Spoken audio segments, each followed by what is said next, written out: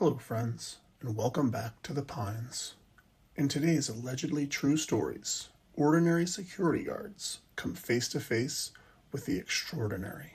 From ghostly apparitions in a hospital to an otherworldly presence tormenting a farm, these unsung heroes man the crossroads of the mundane and the mystical. Shadows in the halls.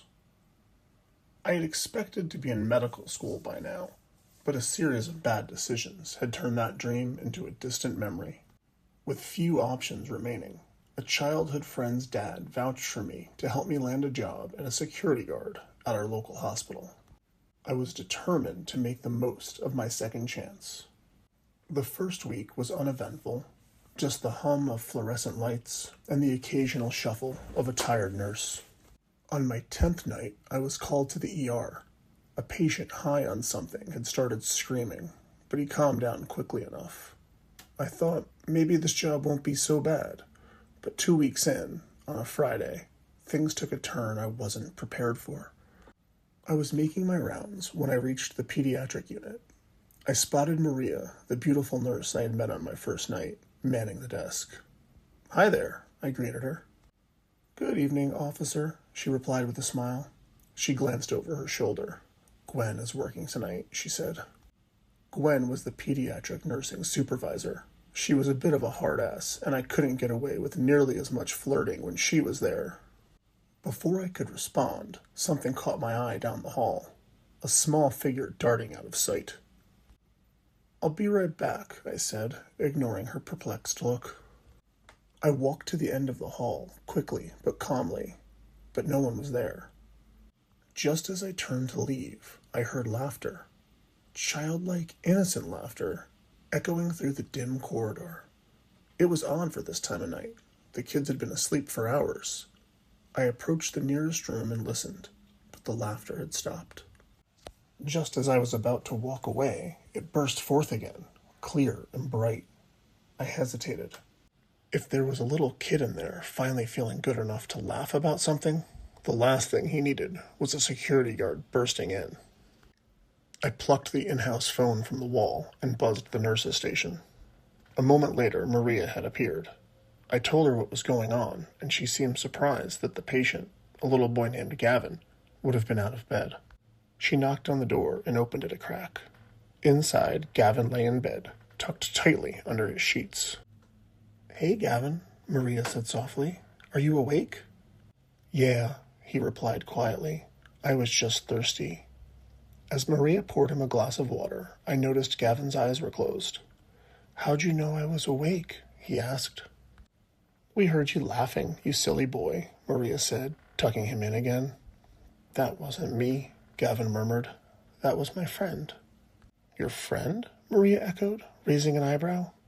"My friend Benji," Gavin said, his voice barely above a whisper as he drifted back to sleep.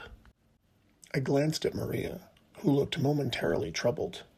She patted his hand and met me in the hallway. "Probably just an imaginary friend," she said, but I could see a flicker of concern in her eyes. "He's on a lot of medication. It's not unusual." "What's wrong with him?" I asked. "Cancer," Maria replied softly. "We're just trying to keep him comfortable." I nodded, the weight of her words settling heavily on my chest. I told Maria I'd see her later and continued my rounds, leaving the pediatric unit and heading to the next floor. After a few more uneventful hours, I went on break, but that laughter lingered in my mind. Around 3:30 in the morning, I returned to the pediatric unit. The atmosphere had shifted. There were more voices than usual, and I noticed a cluster of doctors and nurses near the station. Gwen guided a sobbing woman and a stone-faced man into an empty room. My stomach dropped when I saw an orderly wheeling a bed covered by a sheet, headed towards the employees-only elevator. "Was that—" I stammered as I approached Maria. "Gavin," she said, tears welling up in her eyes. "He's gone." Weeks passed and the memory of Gavin's final night faded. A sad truth about working in a hospital is that not everyone makes it. I often found myself looking for Maria during my shifts. We even started taking our dinner breaks, if you can call it dinner at 3 o'clock in the morning, together. Sometimes she'd even bring me leftovers to spare me from another ham and cheese sandwich. One Tuesday night, nearly 3 months into my job, I resolved to finally ask her out. I even wore cologne, feeling hopeful. But then, out of the corner of my eye, I saw him, a little boy standing at the end of the hallway. He smiled at me before turning and nonchalantly walking down the hall. "I'll be right back," I told Maria, hurrying after the boy. Faint laughter echoed through the hall, and I thought of the night Gavin died. But as I turned the corner, nobody was there. I walked cautiously, passing room after room, until I reached one with an open door. Maria appeared beside me. "What's going on?" she asked. "I saw a kid in the hallway," I said. "Well, that's Annie Thompson's room," Maria said. "She had an emergency appendectomy this afternoon. I can't imagine she'd be feeling good enough to roam the halls." "No, I saw a little boy, not a girl," I said. I turned to Maria. "Does Annie have a brother or something?"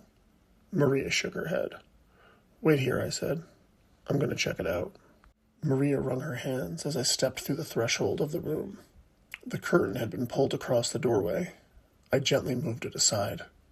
A little girl lay in the bed, her black hair contrasting the crisp white sheets and pillowcases. The blanket on top of her slowly rose and fell with each raspy breath. She was sound asleep, and there was no way she had been up and about just a few seconds ago. As I turned to leave, I just about jumped out of my skin. The little boy was sitting in a chair by Annie's bedside, smiling at her. "It's okay," he said softly, glancing up at me. "She'll be okay from now on." "Who?" I began, but before I could finish, alarms blared from the machines. In an instant, Maria rushed past me to tend to Annie. "Code Blue," she shouted into a microphone clipped to her scrubs, and I felt the room whirl around me.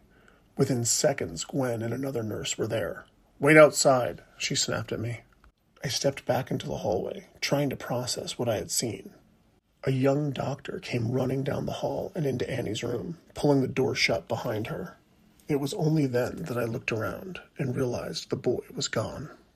I walked with Maria to retrieve Annie's mother from the waiting room, where she had been trying to get some sleep on a lumpy old couch. She got to her daughter in time to say goodbye, but it's unlikely Annie knew she was there. I heard the doctor mention an infection and complications from surgery, but I wasn't really listening, distracted by thoughts of the little boy that disappeared. I didn't mention him to anyone. It felt too strange, too unsettling to share. And to be honest, I was worried I'd be reprimanded for letting some random kid wander the halls and then run away. Talk about a lack of security. Once again, time passed and the pain faded. A few weeks later, I finally got the courage to ask Maria out for real, and she said yes. We met on a weekday for lunch at the park and shared a sweet kiss goodbye on her doorstep. For a moment, everything felt perfect. It wouldn't last.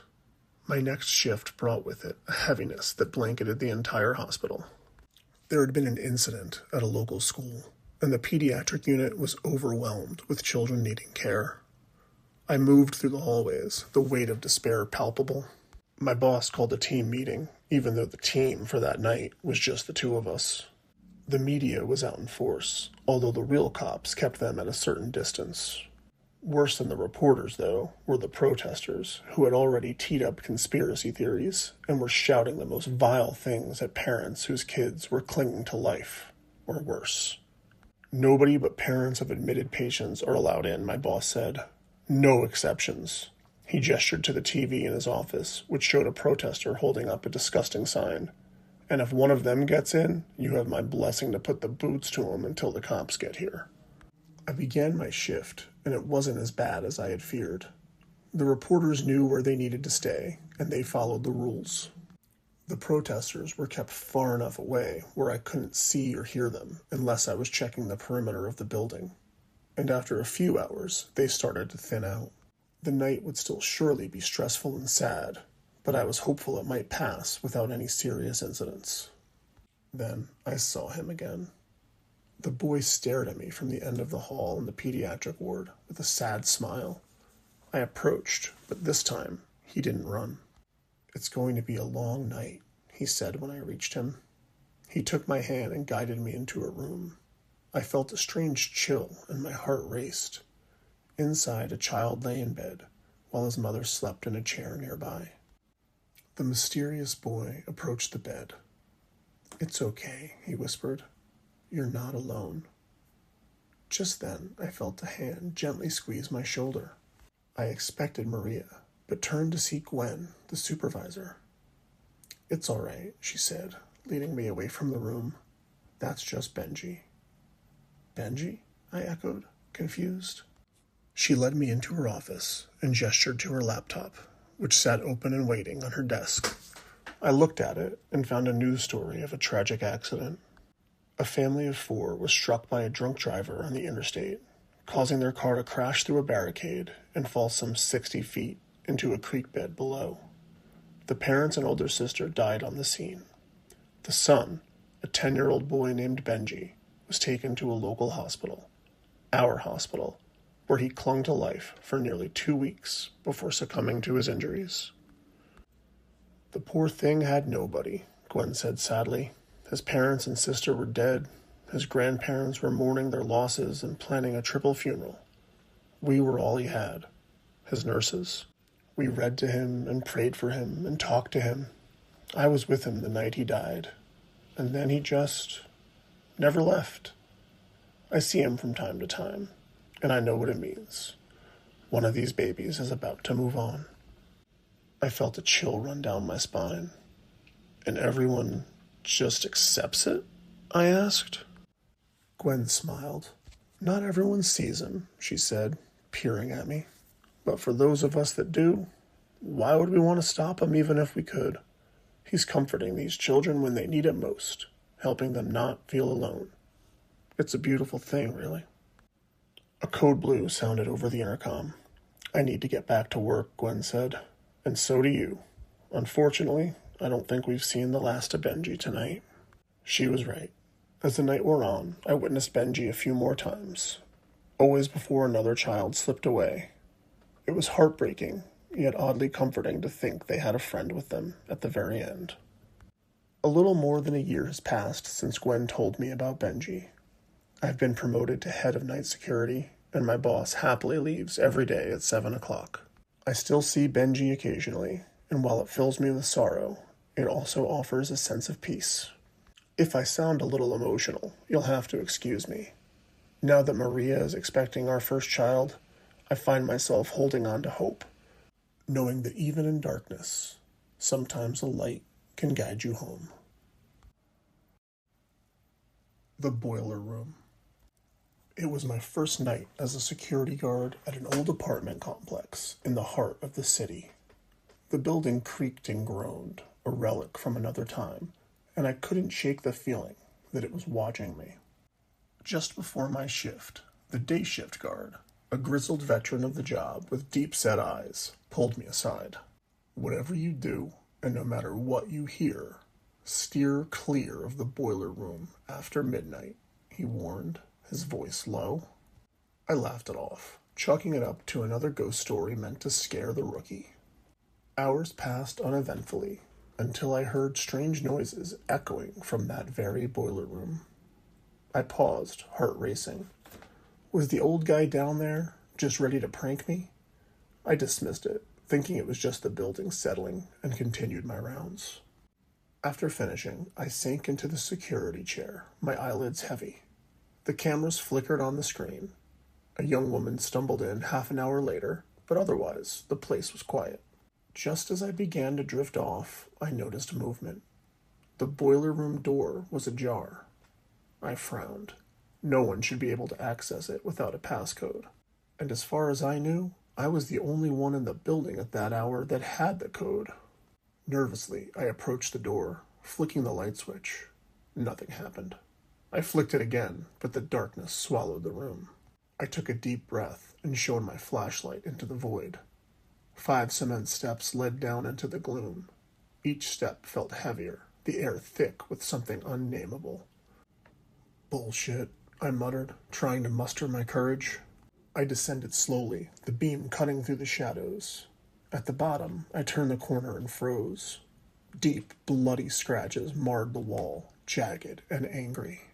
Before I could process it, a loud slam echoed from above, the door closing.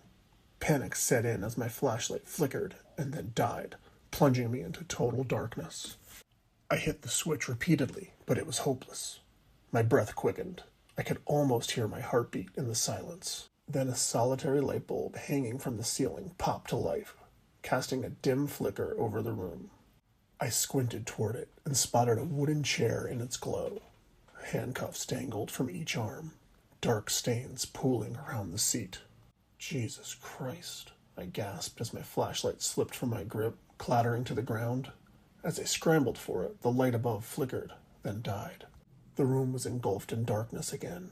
Suddenly, loud bangs erupted around me, and I felt a cold rush of wind whip through the room. A sharp pull yanked me backwards, and I stumbled, disoriented. The flashlight on the ground flickered, its light casting wild shadows. I could hear laughter, echoing, taunting. The air turned thick and suffocating, and then a piercing scream broke through the cacophony.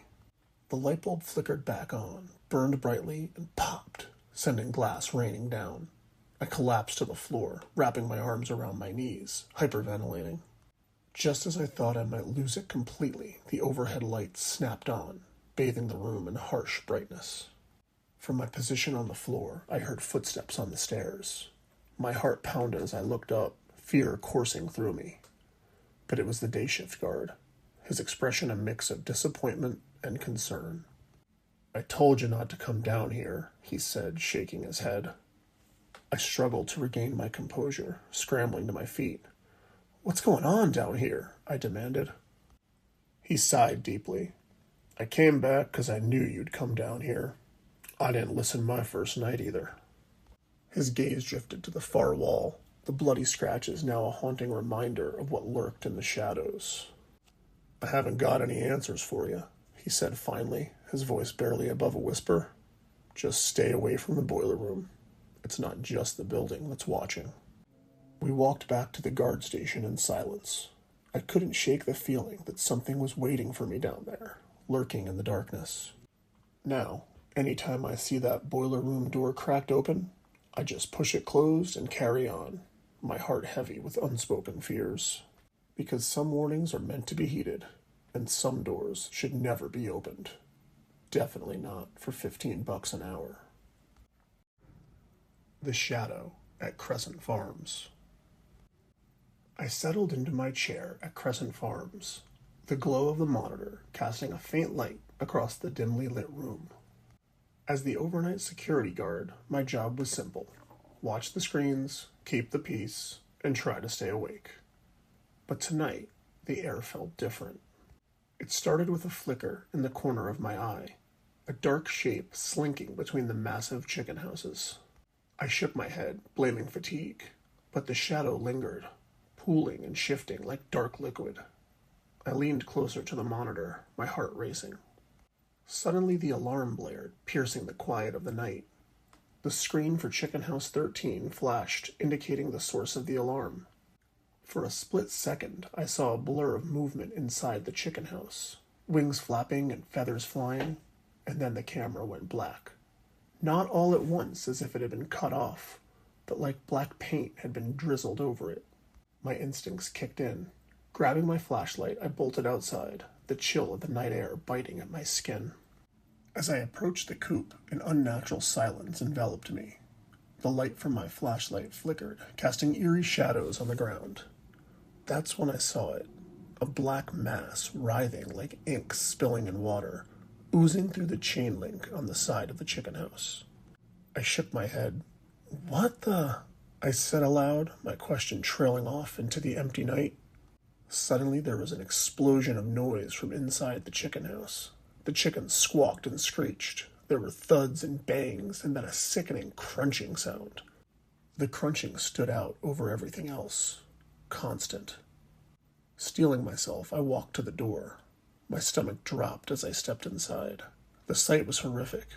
Chickens, once clucking and vibrant, now lay still, their bodies twisted and lifeless. The ground was covered in bloody feathers, crushed bones, and shattered beaks. How did this much carnage happen so quickly? The black mass, like a shadow, pulsed, expanded and contracting, almost as if it were feeding off their essence. The chickens in its midst looked like they were covered in oil, writhing and struggling until they fell limp and still. I couldn't breathe. I felt paralyzed, caught between terror and disbelief. I turned to run, adrenaline surging through me. I sprinted back to my car and called the control center, my voice shaky. "You need to send someone. Something's happening at the chicken house." But the operator sounded flat, like he thought I was joking. "Jake, it's probably just a raccoon or something. Calm down." "Calm down," I yelled, my heart still racing. "You don't understand. There's something in there." I hung up, feeling utterly hopeless. The shadow had returned, moving toward the steer pens. I raced after it, my desperation intensifying with every step. As I reached the pens, I saw the dark form wrap itself around a nearly 2,000-pound bull. Its eyes were wide with terror, and I watched in horror as the shadow enveloped the full-grown steer. The creature twisted, and in an instant the animal collapsed, lifeless. The stench of blood and fear thickened the air. I stumbled back, panic rising with me. What could I do? I was just a security guard, completely powerless against whatever this was. I grabbed my radio again, hands trembling. "Please, you have to believe me. The animals, there's something killing them." The operator sighed. "Jake, just..." The line went dead, swallowed by the night.